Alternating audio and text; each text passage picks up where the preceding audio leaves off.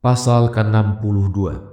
Barang siapa ingin memperbaiki hidupnya ini, maka seharusnya ia meneladani kelakuan seorang pedagang.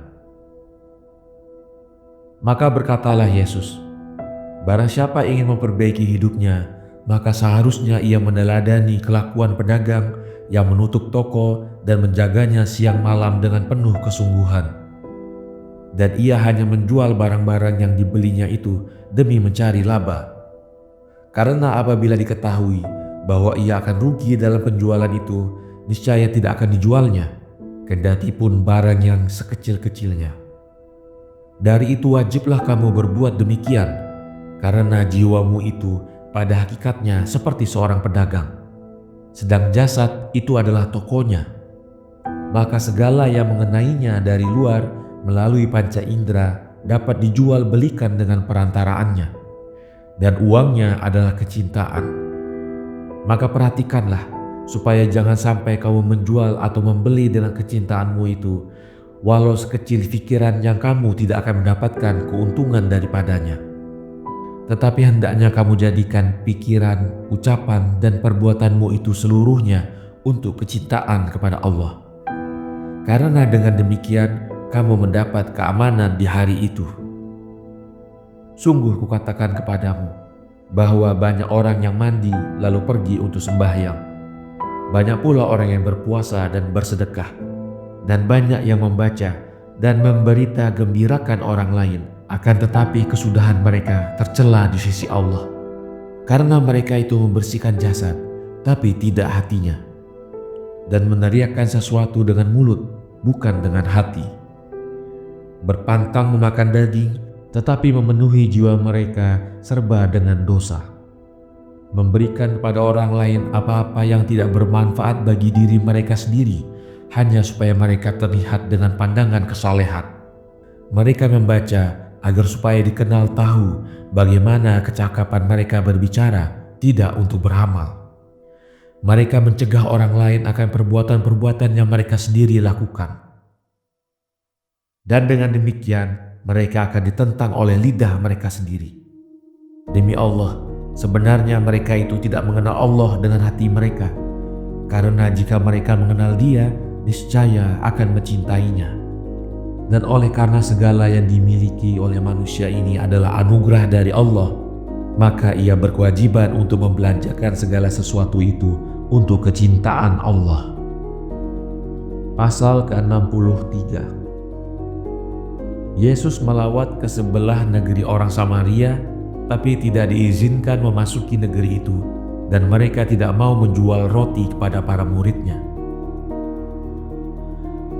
Maka setelah beberapa hari, Yesus melawat ke sebelah negeri kaum Samaria, tetapi dia tidak diizinkan memasuki negeri itu, dan mereka tidak mau menjual roti kepada para muridnya.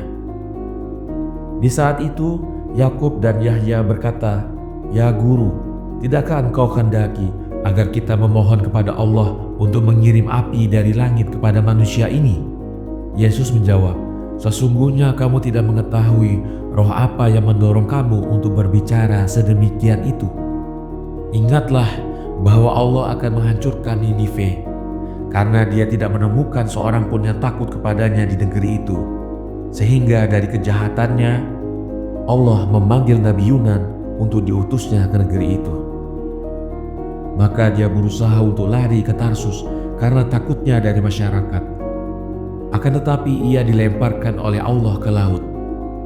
Kemudian ia ditelan oleh seekor ikan dan dikeluarkannya di suatu tempat dekat Ninive. Dan ketika ia memberitakan di sana, maka berubahlah masyarakat menjadi tobat. Maka Allah telah mengasihani mereka. Celakalah mereka yang memohon kecelakaan, karena itu hanya akan menimpa mereka sendiri. Karena setiap orang pantas mendapat kecelakaan dari Allah. Wahai, katakanlah kepadaku, apakah kamu menciptakan negeri ini beserta masyarakatnya? Sungguh kamu adalah orang-orang yang gila. Tidak, sekali-kali tidak. Karena jika seluruh makhluk ini berkumpul, maka mereka tidak akan dapat menciptakan seekor lalat yang baru dari tiada, dan itulah yang dimaksud dengan penciptaan. Maka apabila Allah yang Maha Berkah itu telah menciptakan negeri ini, dan sedang memeliharanya, mengapakah kamu menginginkannya binasa? Mengapakah tidak kamu katakan, "Ya Guru, sukakah engkau kami memohon kepada Allah Tuhan kita agar masyarakat ini menuju ke jalan tobat?" Sebenarnya itulah tindakan yang pantas dari seorang muridku, yaitu memohon kepada Allah untuk mereka yang berbuat durjana. Demikianlah Habil telah berbuat dikala ia dibunuh oleh saudaranya Kain yang dikutuk oleh Allah itu.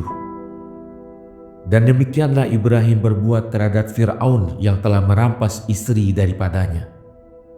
Dari itu dia tidak dibunuh oleh malaikat Tuhan, akan tetapi dipukulnya dengan penyakit. Dan begitulah pula telah berbuat Zakaria ketika ia terbunuh di bait Allah atas titah raja yang durjana itu. Begitu pula Yesus, Yesaya dan Yehezkiel, Daniel, Daud dan para kekasih Allah serta nabi-nabi yang suci telah berbuat. Katakanlah kepadaku, apabila ada seorang saudara yang menjadi gila, apakah kamu akan membunuhnya karena ia berbicara buruk dan memukul siapa yang mendekatinya?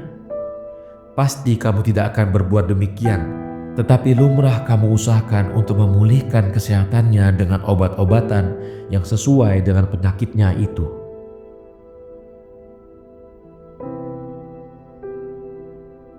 Pasal ke-64. Orang yang bersalah itu adalah berpenyakit akal.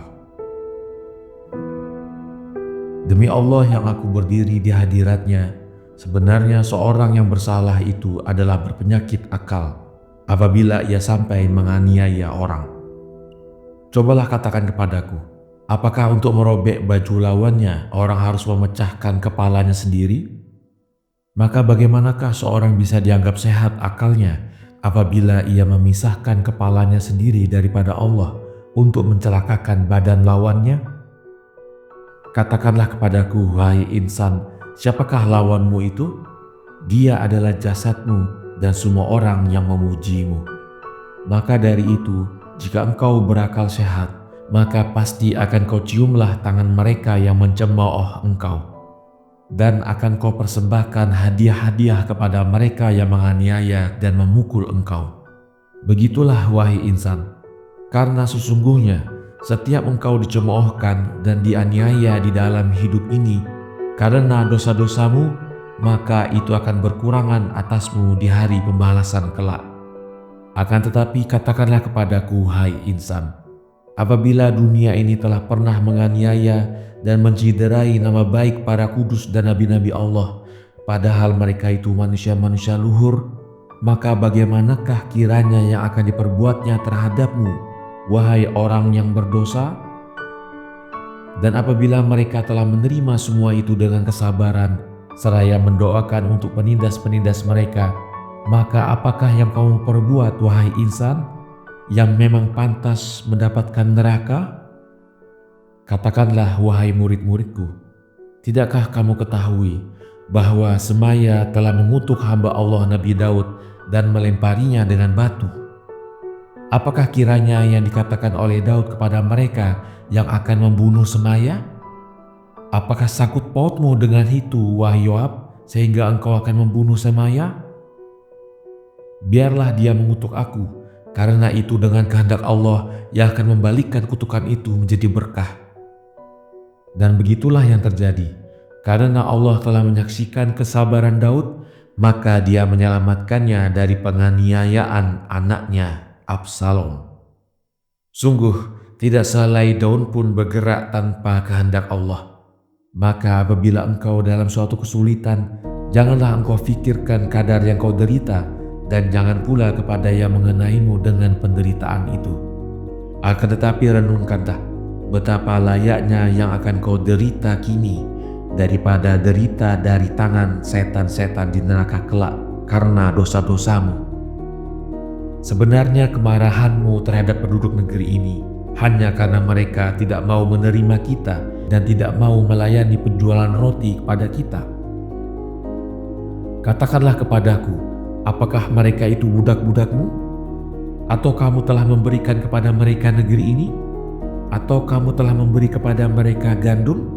Atau kamu membantu mereka dalam penuaiannya? Tidak, sekali lagi tidak. Karena kamu adalah asing dan miskin di negeri ini. Jika demikian, maka apa tujuan uraian yang kamu katakan itu?" Maka menjawablah kedua murid itu, "Ya Tuhan, sebenarnya kami telah bersalah, maka hendaknya kami dikasihani Allah."